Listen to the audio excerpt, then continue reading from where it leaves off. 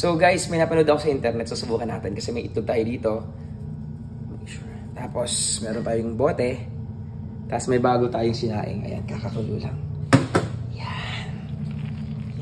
Ito yung ginawa niya. Tama ba yun? Ito ginawa niya. Tapos ito natin. Ayun lang, nabasag. Pero okay lang. Sayang, pero okay lang, nabasag na. Tapos tatakpan lang yan ng mga ilang minuto. Tapos kakainin natin mamaya ng malasado. Tignan natin kung effective. Let's go! So ayan guys, mga ilang minuto lang ito na. Sobrahan na ata sa pagkakaluto.